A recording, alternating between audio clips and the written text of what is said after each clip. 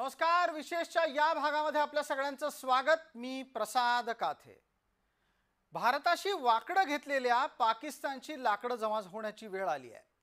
पाकिस्तानच्याकडे एकाच वेळेला आर्थिक संकट आहे, दुसऱ्या बाजूला पाण्याचं संकट आहे आणि तिसऱ्या बाजूला संरक्षणाचं संकट आहे. भारताच्याकडून करण्यात आलेल्या नुकसानीचे टप्पे इतके काही वाढले आहेत की आता त्यांचे संसदेमध्ये खासदार सुद्धा कळवळू लागले आहेत.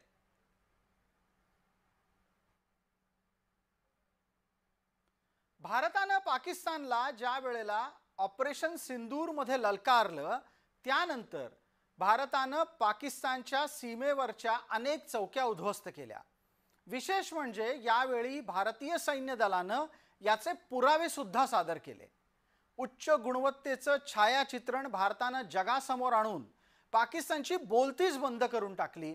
आपण ती दृश्य म्हणजेच भारतीय सैन्य दलानं दिलेले पुरावे पाहणार आहोत.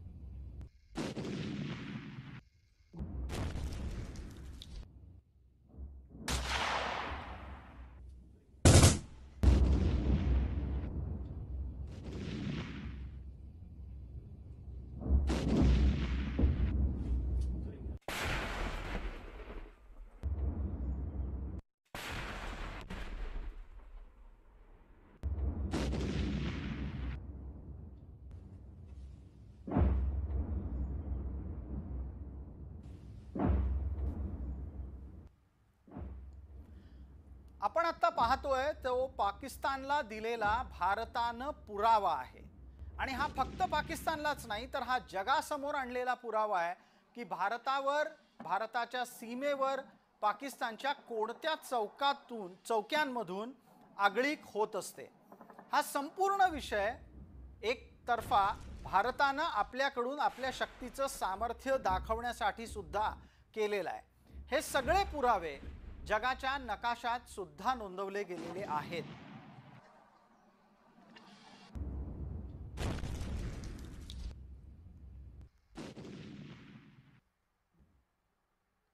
पाकिस्ताननं ऑपरेशन सिंदूरच्या निमित्तानं भारतीय सैन्याचं नुकसान केल्याचा दावा केला.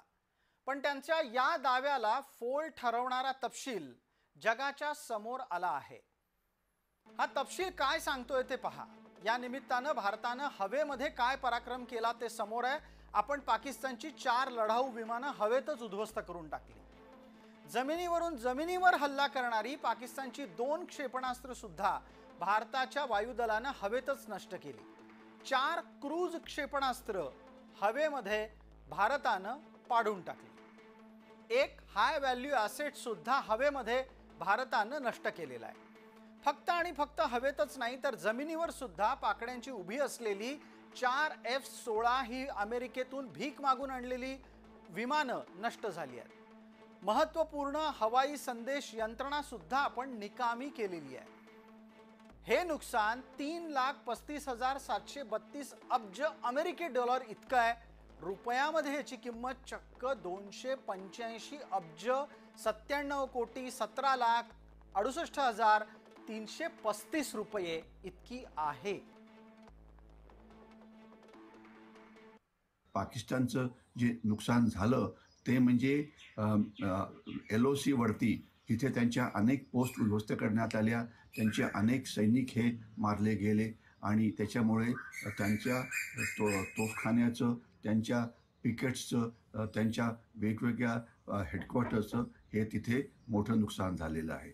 आणि याच्याशिवाय आपण पाकिस्तानला आता 2.5 फ्रंटवरती लढायला भाग पडतो एकाच वेळी.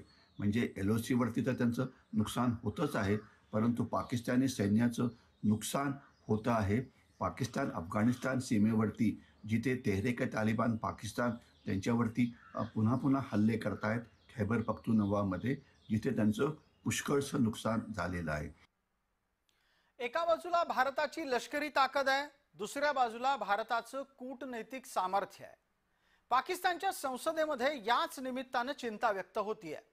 भारतानं काही कूटनैतिक निर्णय घेतले आणि ते पाकिस्तानवर लागू सुद्धा केले. भारतानं सिंधू नदीचं पाणी बंद करून पाकिस्तानची अडचण केली. तिथले खासदार हा प्रश्न आता सोडवा म्हणून कळवळू लागले आहेत.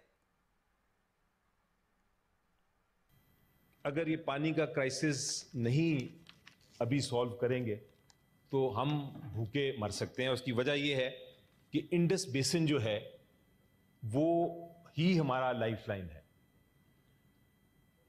3/4 जो पानी हमारा आता है सर टोटल बाहर से आता है. हमारी 10 में से 9 लोग जो है ये इंडस वाटर बेसिन के ऊपर ही रिलाय करके अपनी जिंदगी बसर कर रहे हैं. 90% स्टेटिस्टिक्स के मुताबिक 90% जो हमारी क्रॉप्स हैं, जो हमारी फसलें हैं, वो इस पानी पर डिपेंड करती हैं. हमारे जितने पावर प्रोजेक्ट्स हैं, जितने डैम्स हैं, वो इसी पानी के ऊपर बने हुए हैं. तो इसलिए अगर ये हम इसको हम समझते हैं कि ये एक वाटर बॉम्ब हमारे ऊपर पड़ा हुआ है जिसको हमने डिफ्यूज करना है, इसको खत्म करना है.